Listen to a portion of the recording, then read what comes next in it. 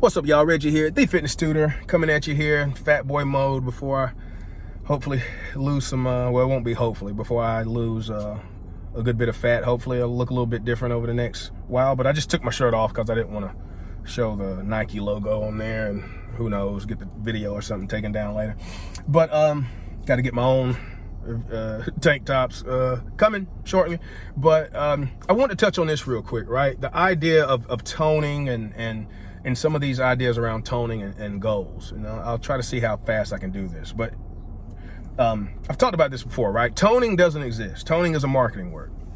And toning is, and I don't hold this one against any trainers or gyms, because this is something that you're gonna have to use. I probably would use it in my marketing, and then I would just explain it to you later or something. But we don't have the time to explain this. We just know what it is that you want. We know how to make it happen. So toning is just another word for building muscle and or burning fat, and just not building a lot of muscle. Which, again, this idea that you're going to build a whole bunch of muscle by accident is just nonsense. Because to touch on this real quick too, how many times have we heard somebody say, well, I don't really want to get too big, I don't want to lift weights like that, because last time I did, I put on too much muscle, etc., etc. Who says that? Demographic wise, women. Sorry, I've never heard a man say that before. I never heard a man say, I just put on too much muscle by accident. It doesn't happen. It's just that people want it. Women usually want to tone, right? They don't want to get big and bulky and look like a man, etc., etc. in general. And they don't understand that what they are saying is that they ate too much food, because men have 10 times the testosterone, which is one of the most anabolic hormones in your body. And you're not telling me that you are the fluke. So it's just a misunderstanding of what goes on. And most people don't track their eating or whatever. I was eating clean, blah, blah, blah.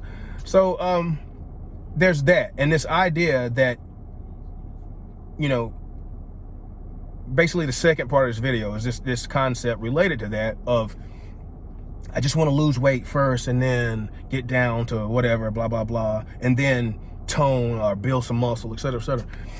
And I just resist that every time I see it or hear it or whatever, because you're basically saying, I'm willing to work for $20 an hour when I could work for $40 an hour, because you want to kill two birds with one stone. I promise you, you can kill two birds with one stone, and you need to be doing the things that give you the most response for your muscle while you control your eating. And this is the one thing that we can all agree that CrossFit has shown us, which we can be critical about this, that, and the third. I'm critical about a lot of things about CrossFit. We can talk about the founder later, et cetera, et cetera. We can talk about the people who have done way too much work for what it is they're trying to accomplish on some macho yada yada, all right?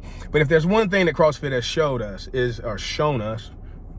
right, is that doing some serious work with some serious resistance, look what happens.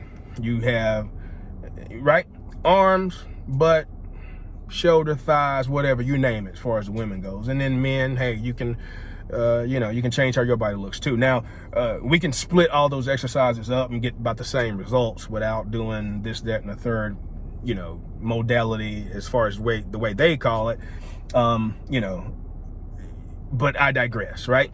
But what it has shown us is that most people don't really understand the amount of work that it takes, and you just, by happenstance, you fall into this or that gym or whatever else, and you find a place where you can be consistent, and then you maybe start understanding what you kind of have been not understanding about actual consistent work.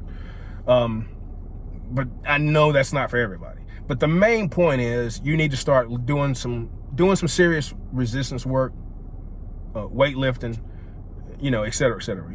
You want to retain and if you can, build muscle, depending on your history and where you're at in your training history. If you've ever trained hard before, you know, we can talk about new gains later, new gains later.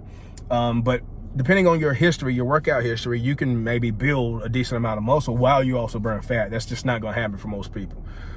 So the thing is, if you can put on a little bit of muscle, but you just want to be doing the things that retain muscle while you lose your fat. And they're two totally separate things. One is training. Well, not totally, because you're going to need your protein from your nutrition, right? But you want to have your nutrition on point to do both of those. And we lead with protein for various reasons, but for that reason also. And anyway, there's plenty of research and study on this, but before this gets too long, I'm at 5 minutes, 20 seconds. You get the idea. So be efficient. I promise you in the long run, it'll pay off. You just have to be consistent with your eating and be consistent with your training. You don't have to do Biggest Loser crazy type workouts. You don't have to be doing a bunch of crazy anything. You just have to be consistent. And the work is going to come mostly in your head. I promise you. So anyway, love, peace, bacon grease, and donut yeast. But to the least, stop the madness, please. And I'm out. See y'all later. I'm proud of myself. This is under 6 minutes.